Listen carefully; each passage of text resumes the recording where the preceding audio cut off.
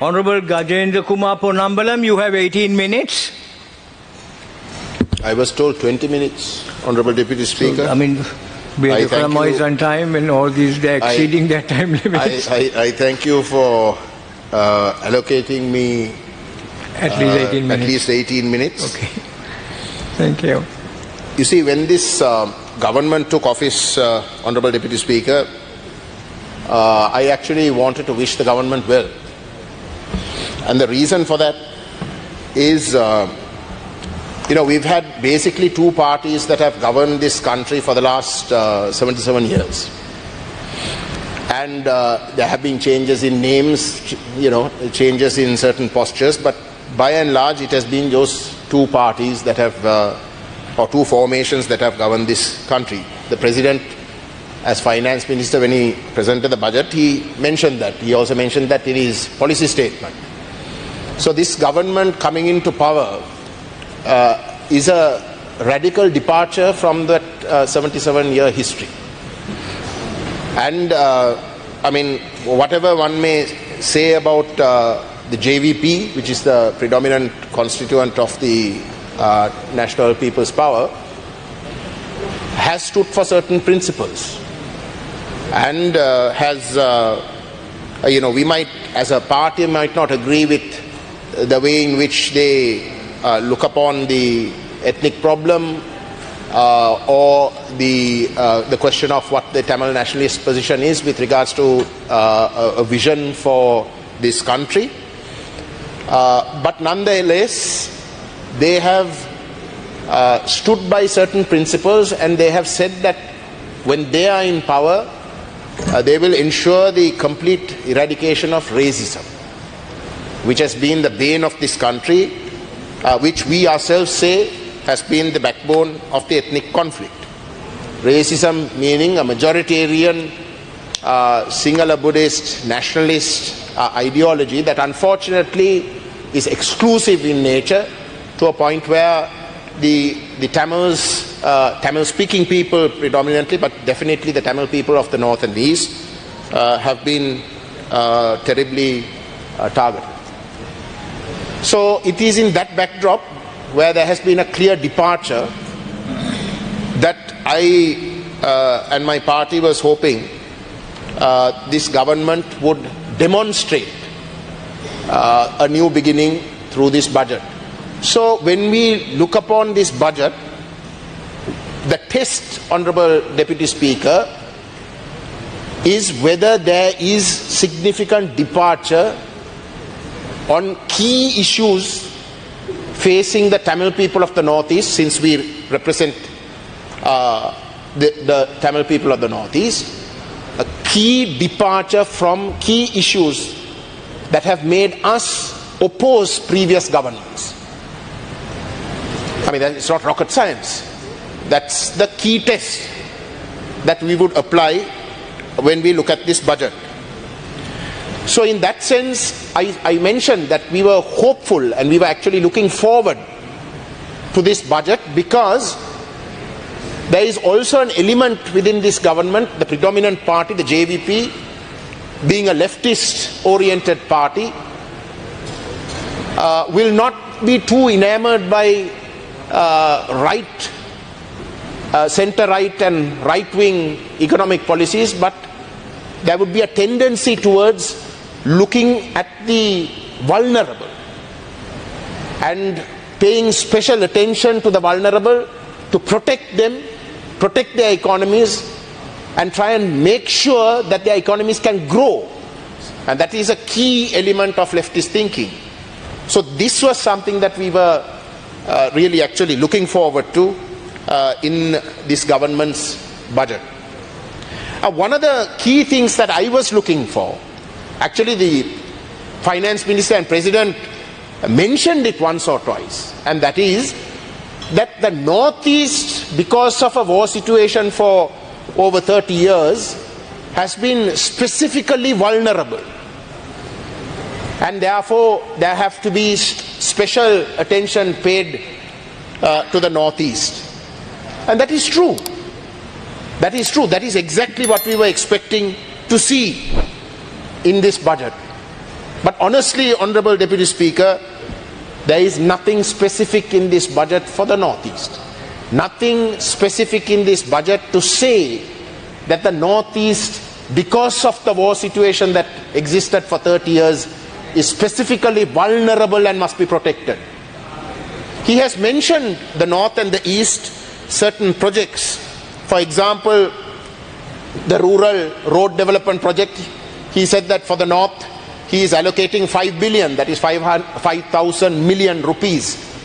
When he was in Jaffna a few weeks ago and attended the district coordinating committee meeting, which I also attended, he specifically asked the specific department under the provincial council for how much money they are capable of spending for road development, rural road development in Jaffna.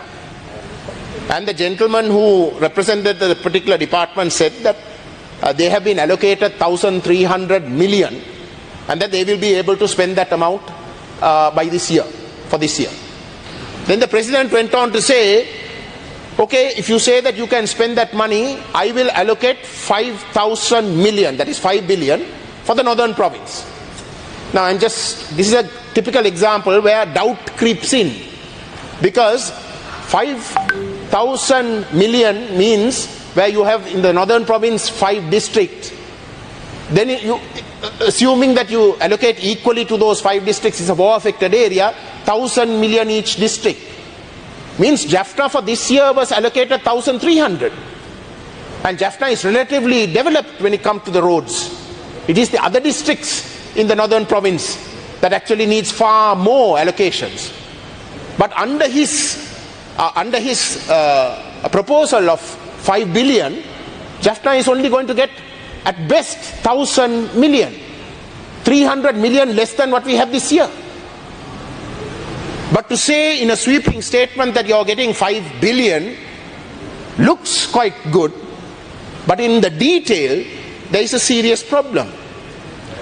He is allocated, another thing he specifically mentions is allocating 100 million to the Jaffna Public Library. Good, it is something that we welcome. But honestly, Honorable Deputy Speaker, 100 million today is nothing. You know that. I mean, a house, a fairly wealthy person who tries to build a house will not be able to complete his house in Colombo for about 40 or 50 million. What is 100 million for an entire library that was completely destroyed and that is still not restored to its original splendor? So when it comes to the details, there is a problem.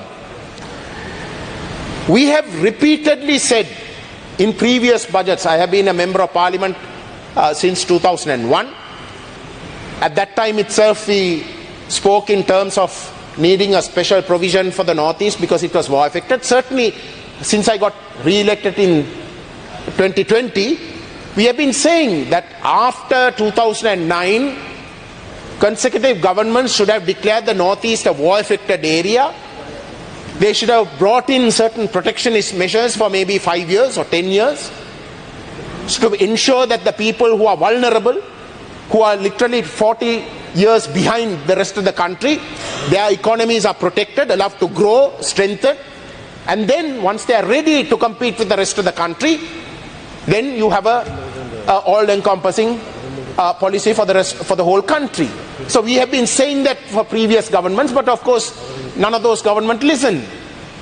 And we were hoping that this government, which is dominated by the JVP, which is a leftist party, would actually take that point, but they haven't. And as a result, there are serious concerns, Honorable Deputy Speaker. Now take for example, there are in this budget, in the annexures, the allocations to the kacheris for the Northeast are in this way. Capital expenses for the kacheri, Jaffna has been allocated 187 million. Mannar has been allocated 189 million. Bavunia 100 million. Mullaitivu 126 million. Kilunuchi 179 million. Now you would think that these are very good figures and should be very good figures, especially because these are war affected areas that need much more than the rest of the country. But compare those figures with Hambantota. Jaffna was allocated 187 million. Hambantota is allocated 548 million for capital expenditure through the Kacheri. Matara 473 million. Galle 545 million. Gampaha 432 million. Kalutara 516 million. Colombo 452 million. These are fairly safe, developed areas. Kurunagala 256 million. Anuradhapura 309 million. Ratnapura 566 million. Kegol 540 million. We don't even go beyond 200 million. In the north and the east, we don't get even more than 200 million. Well below 200 million. For over 30-year war-affected area. Now surely there is something wrong with these allocations. What is the message you're sending people like us? The President and the Finance Minister in his speech says that the war-affected area must be developed and special focus must be given. But in reality, it's the complete opposite. And those are our concerns. There has been a lot of dedication to education. Sectoral wise, there have been several matters that the present budget has raised. Those we welcome. Now if you take education, Honourable Deputy Speaker, since the Prime Minister is the minister concerned, education, they talk of modernizing education, preschool nutrition programs, student scholarships, development of sports schools. These are all wonderful. These are all things that will have our support. But I ask the Honourable Prime Minister as Minister of Education whether she is not aware that there is a thing called preschools. Under her ministry, preschool teachers in the north are paid something like 6,000 rupees as an allowance. That's it. 6,000 rupees. But the Defence Ministry also carries out preschool teachers. They also have preschool teachers under the Civil Security Department. Do you know what their wage is? Well over 20,000. If I'm not mistaken, it's 30,000 or even more now. Now what does that mean? What is the message you're giving? The same teacher who's supposed to perform the same job under the Ministry of Education is paid 6,000, but under the Ministry of Defence, which is a military institution, is paid over 30,000. What is that? Why is that applied to the northeast, especially the northern province? Isn't that a militarization of education? Doesn't that sound very sinister? But this government says nothing of it. It talks of preschool, it talks of developing that sector, but says nothing about this disastrous policy that previous governments that we have opposed very vehemently for their very racist, for their extremely counter-insurgency policies, even 15, 16 years after the war. This government is silent on that. That means it's going to continue. If you look at the eastern province, all that is said is that the eastern province is going to be promoted, made into a financial hub, and the entire burden is put on India. That India will be sought after, that India will come in and will take the entire burden in developing the eastern province. Very good. We know that India will come forward. But whilst you want India to come forward, you're also announcing in this very same budget that 39 of the Trincomalee oil tank farms are going to be internationally bidded for. Now you know that India is very interested in those oil tank farms. Now if that 39 oil tank farms are going to be palmed off to somebody else, do you think India will be interested? Do you think India will take that kindly? When India has repeatedly said that they have a special interest since these commitments come under the Indo-Lanka Accord, and that they are interested in completely taking over those oil tank farms, you have chosen to go international. And we know what that means. If it was some other government, we would know for sure what that means. So there is no guarantee that India will come. Because on the one hand you say that you want India, on the other hand you aggravate a situation. You create a situation, you create doubts. And the eastern provinces' entire future, according to this budget, depends on India. All up in arms, Honourable Deputy Speaker. Even that we have no definite commitment because of your own policies, which very clearly might negatively impact India. Then with regards to agriculture and food security, another topic that the budget speaks of. Honourable Deputy Speaker, for the Northeast, forestry and high security zones, the forestry department and the high security zone is a curse. Soon after the war, you declared high security zones for the military, and the forest department took over large swathes of land from which people were displaced because of the war situation.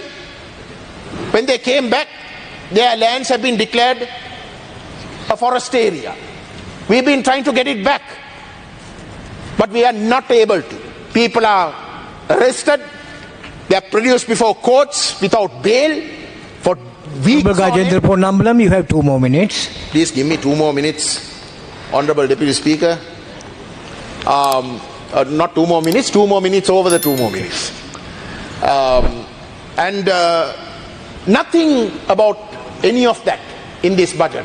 If you don't tackle the forestry and if you don't tackle the militarization of the Northeast, which the government said it will, in the last 3 months it has done nothing, then this concept of agriculture and food security becomes a pipe dream for people in the Northeast, Honourable Deputy Speaker.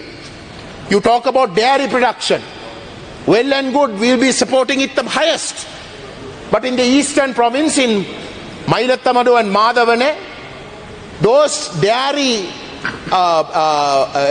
lands that have been allocated, over 30,000 acres of land, is today being forcibly confiscated by people from outside districts. Illegal. They are preventing dairy production there. So far in the past, previous governments have stood against the Tamil people on this question of dairy in Mailattamadu and Madhavane. There is not a word from this government with regard to that very vexed problem. Those people who are affected are protesting even today. It's the second longest protest this country has ever seen, next to the families of the disappeared from the Northeast, because their livelihoods are being destroyed. Not a word from that government. Without tackling the question of Mailattamanu and Madhavane on the question of dairy production, Honourable Deputy Speaker, this becomes meaningless for the people of the eastern province. Irrigation sector, another very good and something that we would strongly support. But the budget and the Honourable President mentions 2 important projects. The Madhuroya Right Bank Development Scheme. Now, do you know, Honourable Deputy Speaker, that the reason why the dairy product people from the eastern province in Mailattamadu and Madhavane are facing such a calamitous situation by their lands being grabbed and them losing their livelihoods is because, in fact, of this Madhuroya Right Bank Development Scheme. Because the previous governments wanted to colonize those areas, chase away the Tamil people, colonize those areas with outside district people, and it is because of that that this Mailattamanu Madhavane livestock problem became such a huge problem. This government talks of continuing and bringing that project to a fusion, but without addressing the colonization sinister schemes of previous governments, this sends shivers down our spine, Honorable Deputy Speaker, and the government must have answers to that. 1,500 acres in the Malwatoya scheme, in the Malwatoya irrigation scheme, actually 15 Muslim families are the ones who are affected when that scheme completes, because the areas are low-lying, they get flooding. But the previous governments have identified 1,500 families from the Anuradhapura district. Now this Malwatoya scheme is from Mannar. My good colleague Mr. Selvam Adakalana is from that district. It is actually in Mannar district. But 1,500 families have been identified from the Anuradhapura district, saying that they are affected by this project and that they are going to be reallocated. And where are they going to be resettled? They are going to be resettled in Chettikulam. Honorable Gajendrakumar, Ponnambalam, can you please wind up? You have exhausted your 2 minutes over the 2 minutes. I'm finishing. All of these schemes, Honorable Deputy Speaker, actually are quite worrisome. Unless the government comes out with very clear, unambiguous positions on the matters that we have raised, this budget goes the same way as the previous ones. The policies of this government are no different from the policies of the governments that we have opposed, budgets that we have opposed. Military expenditure has gone up. I will talk in great detail under the Ministry of Defence. But these are all fundamental problems for members of parliament who represent the Tamil people of the Northeast, none of which have been addressed. And I'm sad to say, and I'm sad because it actually makes us lose hope, Honorable Deputy Speaker. The only party that had not come to power in the last 77 years has come to power. And when that party has come to power, we were hoping that there would be radical change and departure from previous governments. And that was what we were looking for in this budget for the Northeast. But that hasn't happened. And that means, Honorable Deputy Speaker, we have no choice until the government comes clean, until the government gives us unambiguous answers for these issues that we have raised. We have no choice, unfortunately, than to vote against this budget. Thank you. Order.